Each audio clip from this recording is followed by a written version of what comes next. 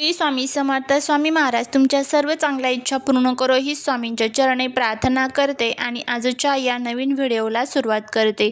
आज आपण महाशिवरात्री 2026 बद्दल एक अतिशय विस्तृत आणि अर्थपूर्ण व्हिडिओ पाहणार आहोत. या व्हिडिओमध्ये आपण जाणून घेणार आहोत महाशिवरात्री कधी आहे, महाशिवरात्रीचे धार्मिकता आणि त्याचबरोबर आध्यात्मिक महत्त्व. महाशिवरात्रीच्या दिवशी सर्व महिलांनी पाळायचे आवर्जून 30 नियम, पूजा, व्रत, जप आणि रात्र जागरण यांचा योग्य मार्गदर्शक. तर चला आजच्या या व्हिडिओला सुरुवात करूया.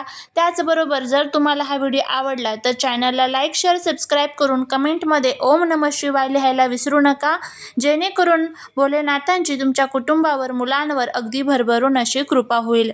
2026 मध्ये महाशिवरात्री ही रविवार 15 फेब्रुवारी 2026 रोजी सायंकाळपासून सुरू होऊन पुढच्या दिवशी 16 फेब्रुवारीपर्यंत आहे. हिंदू पंचांगानुसार ही फाल्गुन मासाच्या कृष्ण पक्षातील चतुर्दशी तिथीवर येणारी रात्र आहे, जी पूर्ण निशिता काळात झपाट्याने महत्त्वाची बनते. महाशिवरात्री म्हणजे शब्दच महान शिवरात्री. हा दिवस भगवान शिवाच्या उपासनेचा सर्वोत्तम, पवित्र आणि अत्यंत प्रभावी काळ आहे. हा दिवस शिव आणि पार्वतीच्या दिव्य विवाहाचा प्रतीक मानला जातो. रात्रभर जागरण करून शिवनाम जपण्याचा अवसर आहे. रात्र अचूक व्रत, ध्यान, अभिषेक आणि ध्यानासाठी सर्वोत्तम काळ मानला जातो. या रात्री शिवार्चना आणि उपासनेमुळे भक्तांना मानसिक शुद्धता, आध्यात्मिक उन्नती, मनोकामना पूर्ण होणे, जीवनात सकारात्मक ऊर्जा आणि आंतरिक शांती मिळते. महाशिवरात्री हे व्रत फक्त केवळ उपवास नाही, हे जीवनात अहंकार, मोह, दोष, अज्ञान याचा नाश करून आत्मजागरण व आध्यात्मिक उन्नती साधण्याची एक संधी आहे. शिव आणि शक्तीची एकत्र या दिवशी उपासना केली जाते. त्याचबरोबर मोक्षप्राप्तीसाठी या दिवशी रात्री ध्यान, जप आणि समाधी साधल्यास मनाची स्थिरता आणि मोक्ष मार्गावर प्रगती होते. मनशांती, वैवाहिक सुख, साध्य, त्याचबरोबर स्वास्थ्य, बुद्धी, समृद्धी यासाठी शिवतांडव आणि शिवनामाचा जप केला जातो. रात्रभर सतत शिवनामाचा जप केल्याने अहंकार, मोह, लालसा यांचा विनाश होतो असं देखील म्हणण्यात येतं. महाशिवरात्री दरम्यान बहुतेक भक्त दिवसभर उपवास ठेवतात, रात्रभर जागरण करतात, शिवलिंगाचे अभिषेक करतात, भजन, कीर्तन, मंत्र जप करतात.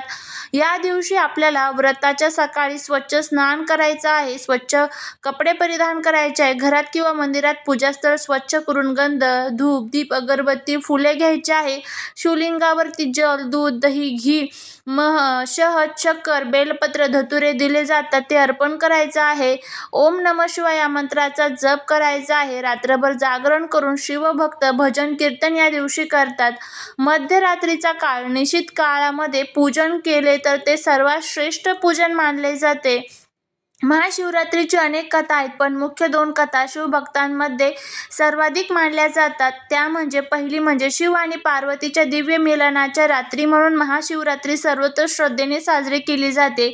ही शक्ती आणि चैतन्याची एकाग्रता दर्शवते. आणि दुसरं म्हणजे समुद्र मंथनात येणाऱ्या विषामुळे जगावर संकट आले, तेव्हा भगवान शिवाने ते विष आत घेतले. यामुळे शिवाला ही जी रात्र आहे तर ती समर्पित करण्यात आली आणि महाशिवरात्री त्या बलिदानाची आठवण मानली जाते. महाशिवरात्री हे व्रत केवळ पुरुषांसाठी नाही, स्त्रियांसाठी, कन्यांसाठी, वृद्ध व्यक्तींनाही ते नियम पाळता येतात.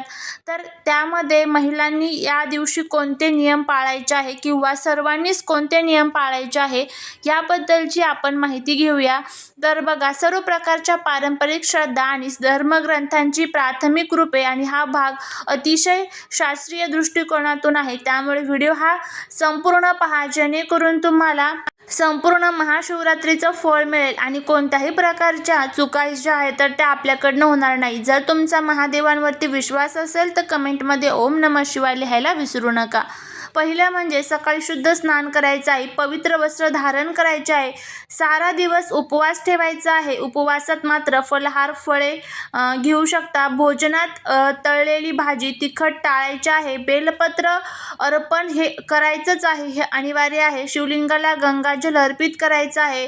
त्याचबरोबर चंदन, धूप लावायचं आहे. शिवभजन कीर्तनात सहभाग घ्यायचा आहे. ओम नमः शिवाय या मंत्राचा जप करायचा आहे. रात्रभर जागरण करायचं आहे. शिवपुराण पुराण वाचायचं आहे. मांसाहार पूर्णतः टाळायचा आहे. धातूची किंवा सोने चांदीची आकृती तुम्हाला इथं जी असते तर ती भोलेनाथांची म्हणजे ज्याला आपण शिवलिंग म्हणतो त्याचं पूजन करायचं आहे. बेलपत्र अर्पण करायचं आहे. बेलफूल अर्पण करायचं आहे. पंचामृताने अभिषेक करायचा आहे. शिवलिंगाभोवती तुम्हाला 7 वेळा धूप जो आहे तर तो फिरवायचा आहे. दान जे आहे तर ते करण्याचा प्रयत्न करायचा आहे. नदी किंवा गंगेजवळ पूजा अधिक शुभ मानली जाते, तिथे तुम्ही करू शकता. कुटुंबासोबत पूजन करायचं आहे. समाधी साधना सुद्धा तुम्ही या दिवशी करू शकता. मन शांत ठेवायचं आहे. क्रोध टाळायचा आहे. कठोर व्रती महिला जे असतात तर त्यांनी सुद्धा या गोष्टींची काळजी जी आहे तर ती घ्यायची आहे. पारंपरिक मंत्रांचा उच्चार करायचा आहे. प्रेमपूर्वक शिवलिंग स्वच्छ करायचं आहे. रात्रभर तुम्हाला भोलेनाथांची पूजा करायची आहे. मंत्र जपासाठी माळा वापरायच्या आहे आणि अत्यंत पवित्र साधना या दिवशी आपलं मन शुद्ध करत असते. संध्याकाळी पारण पूर्ण करायचं आहे आणि दुसऱ्या दिवशी तुम्हाला हा उपवास जो आहे तर तो सोडायचा आहे. सर्वात महत्त्वाचं म्हणजे आता कोणकोणते महत्त्वाचे नियम पाळायचे आहे तर त्यामध्ये या दिवशी महिलांनी घरामध्ये ब्रह्मचर्याचं पालन जे आहे तर ते आवर्जून करायचं आहे. महाशिवरात्रीला आपल्याला एकभुक्त राहायचं आहे. त्यानंतर महाशिवरात्रीच्या दिवशी तुम्हाला ज्या महिलांना मासिक पाळीचा पहिला, दुसरा, तिसरा, चौथा दिवस असेल अशा महिलांनी चुकूनही महादेवांचं पूजन करायचं नाही आहे. तर तुम्हाला फक्त महादेवांचं मनातल्या मनात स्मरण करायचं आहे. या दिवशी चुकून जर तुम्ही 4 दिवस असेल तर पूजन केलं तर त्याचे दोष जे आहेत तर ते आपल्याला लागतात. त्यामुळे ह्या चुका आपल्याला टाळायच्या आहे. आणि त्यानंतर पुढचं म्हणजे महाशिवरात्रीच्या दिवशी जर तुम्हाला 5वा दिवस असेल तर तुम्ही केस जे आहे तर ते धुवून तुम्ही महाशिवरात्रीचं पूजन जे आहे तर ते करू शकता. ज्या महिलांचा महाशिवरात्रीचा उपवास आहे तर त्या महाशिवरात्रीच्या दिवशी चुकूनही आपल्याला केस धुवायचे नसतात. ही जी चूक आहे तर ते प्रत्येक घरातील महिला ज्या आहेत तर त्या करत असतात. ही चूक आपल्याला टाळायची आहे. कारण आपल्याला आदल्या दिवशीच आता रविवारी महाशिवरात्र आहे त्यामुळे तुम्हाला आदल्या दिवशीच म्हणजे शनिवारीच तुम्हाला केस जे आहे तर ते धुवून ठेवायचे आहे आपले. त्यानंतर महादेवांना तुम्हाला चुकूनही तुळशीची जी पान आहे तर ती अर्पण करायची नाही. महाशिवरात्रीमध्ये किंवा कोणत्याही महादेवांचं ज्यावेळेस आपण पूजन करतो त्यामध्ये तुळस ही पूर्णपणे वर्जित केलेली आहे. त्यामुळे चुकूनही तुळस जी आहे तर ती अर्पण करू नका.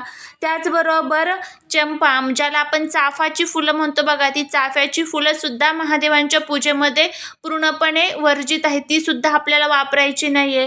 तुटलेल्या फुटलेल्या वस्तू, तांदूळ जे असतात त्या तुटलेल्या किंवा ज्या कोणत्या वस्तू तुम्ही अर्पण करतात तर अशा तुटलेल्या वस्तू महादेवांवरती चुकूनही आपल्याला अर्पण करायच्या नाही आहे.